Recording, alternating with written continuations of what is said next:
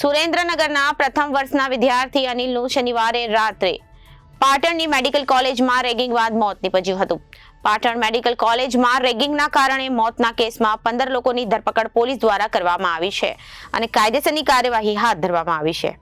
સુરેન્દ્રનગરના પ્રથમ વર્ષના વિદ્યાર્થી અનિલનું શનિવારે રાત્રે પાટણની મેડિકલ કોલેજમાં રેગિંગ બાદ મોત થયું હતું. કેસ પૂરજોશમાં ચાલી રહ્યો હતો. જોકે એન્ટી રેગિંગ કમિટીના અહેવાલને આધારે કોલેજે 15 ત્રીજા વર્ષના વિદ્યાર્થીઓ સામે પ્રથમ વર્ષના વિદ્યાર્થીઓને રેગિંગ અને માનસિક ત્રાસ આપવા બદલ પોલીસ ફરિયાદ નોંધાવી હતી, જેના આધારે તમામ વિદ્યાર્થીઓની ધરપકડ કરવામાં આવી હતી અને રાત્રે પોલીસે સિનિયર વિદ્યાર્થીઓની ધરપકડ કરી છે. હવે પોલીસને તેની તપાસમાં વ્યસ્ત છે. જોકે સીસીટીવીથી વધુ શોધી લેવામાં આવ્યું છે. પોલીસ તપાસમાં સામે આવ્યું છે કે છોકરાને 3 કલાક ઉભા રાખ્યા બાદ પહેલા તે બેભાન થઈ ગયો હતો અને પછી તે મૃત્યુ પામ્યો હતો. વિદ્યાર્થી અનિલ પટેલનું ચક્કર આવવાના કારણે મૃત્યુ થવાની અકસ્માત મોતની ઘટના દાખલ થઈ.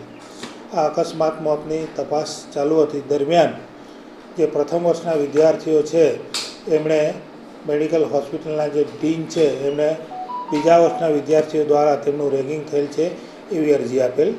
તેથી જે હોસ્પિટલના ડીન છે તેમણે એન્ટી રેગિંગ કમિટી મારફતે આની તપાસ કરાવતા તપાસમાં સમગ્ર મામલો રેગિંગનો ખોલતા એમણે જે હોસ્પિટલના ડૉક્ટર અનિલ ભઠીજા છે જે એડિશનલ ડીન તરીકે ફરજ બજાવે છે તેમને પોલીસ ફરિયાદ કરવા અધિકૃત કરતા તેમણે બાલિસા પોલીસ સ્ટેશન ખાતે કુલ 15 આરોપીઓ કે જે બીજા વર્ષના તબીબી વિદ્યાર્થીઓ છે તેમને ગુનો દાખલ કરાવેલ છે.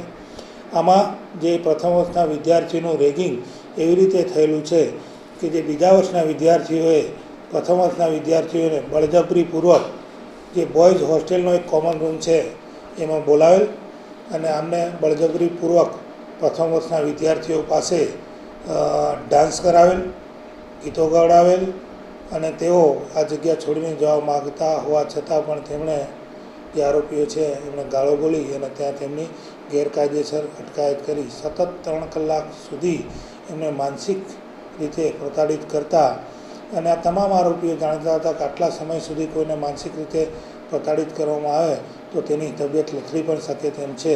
તેમ છતાં તેમણે આ જે છે એ ગેરકાયદેસર કૃત્ય ચાલુ રાખેલ અને છેવટે જે આમાં મરણ જનાર છે પ્રથમ વર્ષના વિદ્યાર્થી અનિલ પટેલને ચક્કર આવવાથી તે ઢળી પડેલ અને સારવાર દરમિયાન તેનું મૃત્યુ થયેલ છે.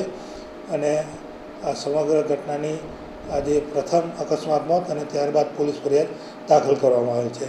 હાલમાં બાલિસા પોલીસ સ્ટેશનના પોલીસ ઇન્સ્પેક્ટર આમની તપાસ ચલાવી રહી છે અને તપાસ દરમિયાન જે ઘટનાને સાંકળતા જે સીસીટીવી ફૂટેજ છે, જે પીએમ રિપોર્ટ છે, હોસ્પિટલમાંથી બીજા કેટલાક તપાસના કામે અન્ય રિપોર્ટ, નિવેદન વગેરેની કાર્યવાહી ચાલુમાં છે અને જે આરોપીઓ છે એમની પણ પૂછપરછ ચાલુ છે અને એમના વિરુદ્ધ પૂરતો પુરાવો પડેથી એમની ધરપકડની કાર્યવાહી કરવામાં આવશે.